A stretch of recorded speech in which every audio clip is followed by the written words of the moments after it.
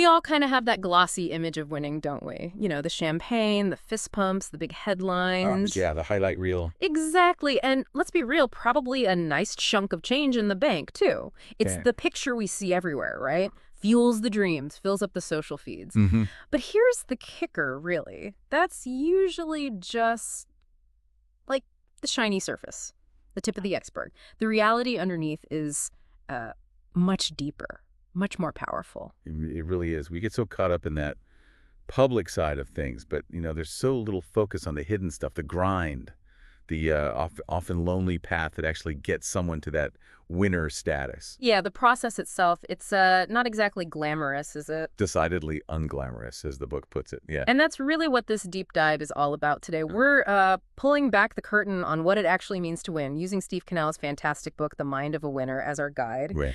Our mission for you, listening right now, is to sort of pull out those often missed methods, the mindsets that really define, lasting success. And we've been digging into a whole collection of really powerful insights, amazing stories from all sorts of people, entrepreneurs, athletes, marketing gurus, corporate leaders. A real mix. Yeah, a real mix. And they've all navigated their own unique way to success. And what's key is they've shared the unfiltered stuff, not just the shiny highlights. Okay, so let's start there. Let's unpack that first idea of winning, the one that's often, frankly, a bit misleading. We tend to zoom in on the public praise, the money, the idea that winners are just always happy. All right, the external stuff. That's what everyone chases, right? And that's exactly where Steve Canal's definition flips things on its head. It's crucial. He says a winner is simply someone who accomplishes what they commit to achieve, period. That's simple. Well, simple but profound. Because he then describes fame, fortune, happiness, all that stuff we focus on. It's just natural byproducts. They aren't the main drivers. Oh, okay. Byproducts. Exactly. True winners, he argues, are actually pushed by this relentless process. They want to solve a problem, to learn, to teach, or to improve. They're so into the process that, get this, they'd play the game even if the arena was devoid of a single spectator. Wow. So no audience needed. Nope. It's not about the external validation at all. That's a massive shift in how we usually think about it. It means the why, the reason you're doing it, that changes absolutely everything. Oh. So as you're listening, maybe just take a second. How do you define winning right now? Are your goals really focused on that outcome? The applause? The paycheck? Or is it genuinely about the purpose behind it and, the actual process of getting there? Because if it is about the purpose and the process, well, then you're already starting to think like the people we're talking about today. Which leads us straight into the process itself. If winning is about committing and achieving, then that journey. Yeah, like the book says, it's decidedly unglamorous. It's marked by persistence and monotony, sometimes gut-wrenching failures, and maybe even these little undetectable victories nobody else sees. Definitely not Instagram material most of the time. Right. Not the highlight reel. Steve Canal shares this really powerful personal story about this. When he was growing up, his mom only spoke Creole to him. His dad spoke English. Okay. And he remembers running home really upset after a fight once, just frustrated because he couldn't actually express how he felt his pain in Creole. Ah, that's tough for a kid. Yeah. And no matter how much he cried or wanted comfort, his mother just didn't waver. She stuck to teaching him Creole. And that taught him something huge, he says. Regardless of the goal I set, it would take some level of discomfort and dedication to achieve. Wow, what a lesson. Learn the hard way. An enduring one, though. That story really nails it, doesn't it? It just highlights that excellence isn't for sale. It's not something you can just buy. It's available to us all at our discretion. Yeah, if you're willing to actually lean into that discomfort and, push through it, it really asks the question, are you willing to do that hard work, the stuff that's often unrewarding, especially when no one's watching? So maybe think about a goal you've been kind of putting off. Is it that discomfort of the process, that unglamorous day in, day out stuff that's maybe holding you back? Could be. Because embracing that might just be the key to unlocking whatever's next for you. Okay, so this takes us to the more strategic side, the nuts and bolts. The actual power moves that winners use, it starts with clear goals, a roadmap, but it's not rigid at all. Right. The book lays out these foundational tools. They sound almost deceptively simple, but they're incredibly powerful when you actually do them. Like what? Okay, first, set your goals and visualize each step toward achievement. Think of success like climbing stairs, not one giant leap. Step by step. Makes sense. Second, engulf yourself in your field or industry to become an expert. You got to know the landscape, right? Inside and out. Yeah. Third, map out a plan from AD in order to be 3 steps ahead. Plan for things, not going to plan A. Right, because they usually don't. Exactly. And finally, maybe the most important, put action behind your visualization and insight. All the thinking and planning is useless without doing something. That idea of planning beyond just plan A, that feels absolutely critical. Damon John gives such a great example of this. Oh, yeah, the FUBU guy. Yeah. With his weight loss journey, his first plan A was simple: join a gym. Makes sense. Standard approach. But after a year of hitting it hard, nothing changed. He realized his diet milkshakes steak was the problem. Ah, the hidden variable. Right. So plan A2 became cutting back on eating out. That helped, got him under 200 pounds. But he still ate fast food because his commute was so long. Okay, progress, but still a block. Exactly. Then came plan A3. He actually moved, relocated from upstate New York to Manhattan. Why? Easier access to healthy, home-cooked meals. And that was when the weight really came off. Wow, that's commitment. It's not about giving up on the goal. It was finding different strategies, different plans to hit that main goal of losing weight. That's like the definition of adaptable thinking. And you see that same adaptable thinking in Timbaland's story, right? Yeah. The producer. Yeah. Tell us about that. Well, when his signature sound started getting copied everywhere, saturating the radio, what did he do? He didn't just stick with it. He repeatedly pivoted. He changed his sound, took on more complex, unique styles that others couldn't easily imitate. So he stayed ahead of the curve. Exactly. It shows that, the course may change, but there is no compromising the final destination. The goal stays fixed, even if the path takes sharp turns. And doing that, pivoting like that, adapting, that takes incredible discipline, doesn't it? Kenny Smith, the NBA champ, he talks about discipline having this gravitational pull that just creates a winning atmosphere. Pulls everything towards the goal. Yeah. It's about consistency. Like athletes practicing the same free throw over and over and over, not just until they get it right. But until they can't get it wrong. Exactly. It's that consistent practice that builds real mastery. So for you listening, how thoroughly have you planned beyond your plan A? What's your A2, your A3? And what consistent practice are you putting in right now to make sure you're actually building towards that goal? Good questions. Now, what happens when things inevitably go sideways? When, as the book puts it, the bumps in the road suck? Because let's face it, they will. We all know that feeling, that gut-wrenching setback. Oh, yeah. And that's where the mindset really comes into play. It's what separates people. The book is blunt. If you haven't failed in life, you're not doing it right. Wow. Okay. Failure is necessary. Necessary. It's not the end. It's something to build on. Losing is actually described as one of the ingredients to winning. Why? Because it breeds wisdom. The kind you just can't get any other way. It forges resilience. And the stories from the contributors just scream this. Steve Canal himself tore his ACL in college. Basketball dream. Yeah. Shattered. Devastating. But he pivoted into a high 6-figure business. Later, his first profitable business actually failed because he mismanaged the budget. Hard lesson, but he learned about structure, things he wouldn't have learned otherwise. Learning from the ashes. Totally.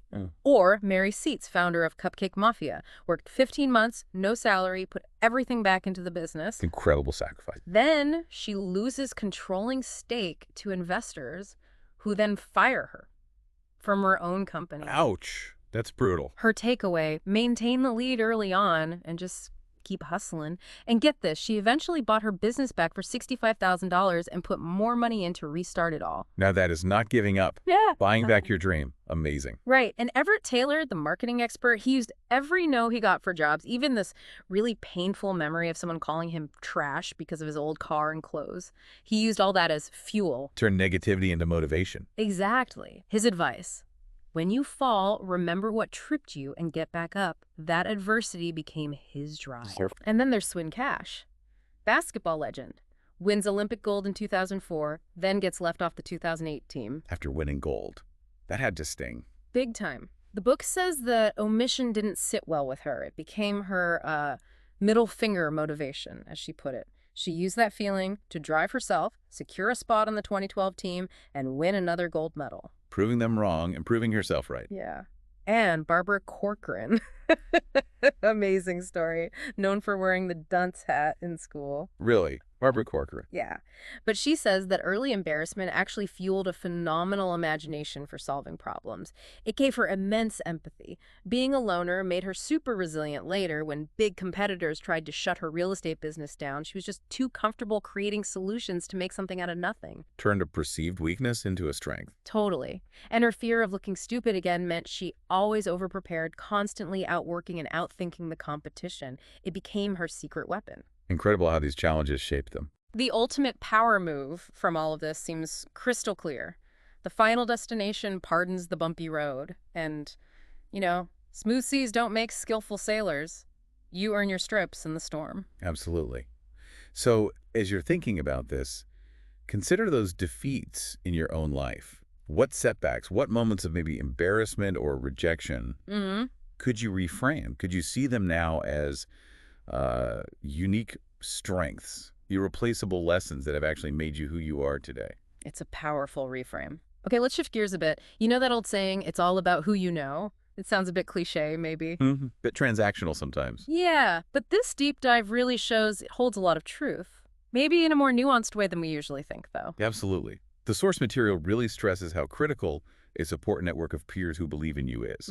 It even quotes John Ron, "You're the average of the 5 people you spend the most time with." Wow, that's a sobering thought, isn't it? Makes you look at your inner circle differently. Definitely. And the examples just keep coming. Swin Cash again, people apparently called her a politician in college because she was always networking. Okay, not always seen as a positive label. Right, but she understood early on that her net worth would ultimately be impacted by the type of network she built. She talks about her long relationship with NBA Commissioner Adam Silver, focusing on people who were, quote, genuine and followed their words with action. Quality over quantity. Exactly. Damon John's success with FUB, hugely helped by childhood friends. Irv Gotti, LL Cool J people he grew up with.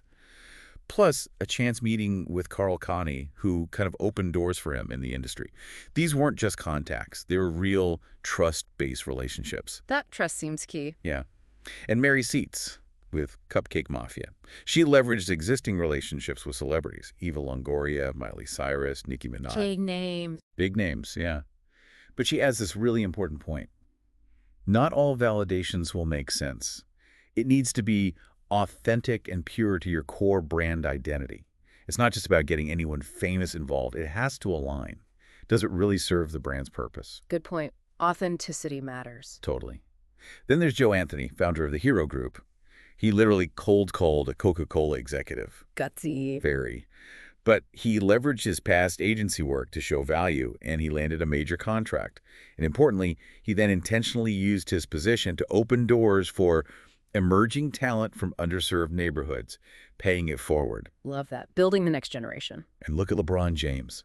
Famous for his tight core group of friends from back home in Ohio, those same friends now manage huge parts of his global sports marketing empire. It shows the immense value of stability and deep trust in your network. It's not just about collecting business cards. It's about building a loyal team. A real inner circle. But, and this is a really important but from the book amidst all this networking advice, be a sponge and soak up what you can, but do so with discernment. Okay, so don't just take all advice blindly. Exactly. Not all advice fits your specific situation. You need to know what's actually applicable to your journey and maybe understand the context or history of the person giving the advice. Yeah. And interestingly, the book also points out that even without a formal mentor, lack of a mentor's presence won't prevent someone who's driven from succeeding. Sometimes that internal drive is so strong, it just carves its own path. So mentorship helps, but it's not the only way. Right. Drive can overcome that lack. Okay, so reflecting on this, who is really in your inner circle? Are you actively nurturing those key relationships? And maybe just as importantly, are you being discerning about the advice you take in and who you take it from? It's a huge asset, but you got to cultivate it intentionally. Well said. So beyond the mindset, beyond the network, there's a really practical, almost clinical side to winning discussed in the book, isn't there? It boils down to managing our most finite resource. Yes. Time. The book really hammers this point home. Time is your most finite resource. It cannot be taken back, given again, reused, or replenished. Oof, that hits hard. Once it's gone, it's gone. Forever. Which makes how you manage it absolutely paramount. Everett Taylor Again, is apparently meticulous about this. He actually tracks his hours, like knows he sleeps 42 hours a week, works 64, eats for 14. Wow, down to the hour. Yeah, it's not just about being efficient. It gives him the super clear picture of where his time actually goes, like a time budget. A time audit. Exactly. He prioritizes tasks, obviously, but here's the key. He delegates effectively to a trusted team. He empowers them to make decisions, which frees up his time. Leverage. Smart. And he even starts his days with prayer and meditation, not just for productivity, but for mental health. He sees the next day a failure if he doesn't grow and become a better version of himself. What a standard to hold yourself to. Framing each day as an opportunity for growth. Right. And then you can look at Mary Seats again, her early struggles with Cupcake Mafia as kind of the flip side of this. How so? Well, for those first 15 months, she wasn't really managing the money side. She chose to remain hungry, as she put it, rather than get distracted and comfortable. Noble intention, maybe? Maybe, but it ultimately led to serious problems, pitfalls that might have been avoided if she'd either managed the finances better herself or delegated that responsibility earlier on. Her time and energy, while incredibly dedicated, weren't strategically allocated in a way that prevented those near-fatal business issues. So dedication isn't enough. You Yeah. need smart allocation of that finite time. Precisely. So the question for you listening is, how are you consciously spending your 168 hours each week? Really think about it. Are there tasks you could delegate? Or maybe even just stop doing altogether? Things that could free up your precious time so you can focus on what truly moves the needle. Because, yeah, every minute you spend without thinking about it, it's gone. You can never get it back. Okay, so ultimately, after all the strategy, the networking, the time management, it really comes back down to the inner game, doesn't it? It comes from within, from the mind of a winner. Absolutely. It's an internal battle, a deeply personal journey at its core. The book talks about the it factor, that sort of inherent potential we all have for success, but it needs to be identified and then really fueled by passion. You got to find it first. Yeah, and you need to be crystal clear on your purpose because, as the book puts it so simply, an idea without an action is just a dream. It just stays stuck in your head. Right. Action is the bridge. Yeah. And that internal belief, Yeah. it's incredibly powerful. The book discusses unshakable belief, even touches on the law of attraction. Visualization. Yeah. People like Damon John, the rapper 2 Chainz, even huge icons like Will Smith and Kerry Walsh, the Olympic beach volleyball player. They actively used visualization. They saw their goals achieved before they happened. Like mentally rehearsing success. Exactly. The book says, your aim is to see things as you want them to be, not as they are. You're consciously trying to shape your reality with your mind first. And being honest with yourself seems critical here too. Absolutely essential. The only way to be the improved version of ourselves we aspire to be is by first being truthful with ourselves. Full stop. So know your strengths. Yep. Like maybe manager knows they're very straightforward. And know your weaknesses. And then make a real plan to turn those weaknesses into positives, or at least manage them. But Barbara Corcoran also adds a really important warning here. Yeah. About overconfidence. She cautions that it can actually lead to putting in less effort. You get complacent, maybe blind to threats or changing circumstances.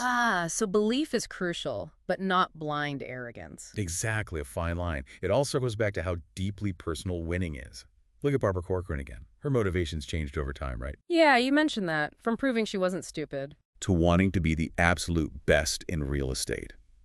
She didn't even sell her company until she felt she was the best. Yeah, now. Now her focus is on being the best shark on TV, inspiring other entrepreneurs. That evolution really shows that true success means finding the definition of the word on your own terms. Your definition can change. It absolutely can, and probably should. As the book puts it beautifully, everybody needs to find their own stroke. Your path, your definition, it's unique to you. So maybe the final question for you listening is, what is your it factor? What's that spark? And how do you define success for yourself right here, right now? And how might that purpose evolve as you grow, as you achieve things? It's definitely an ongoing discovery, not a fixed point. So we've really journeyed through these profound, often kind of hidden elements that make up the mind of a winner. It's about that relentless internal drive, yes, but also a strategic, adaptable plan.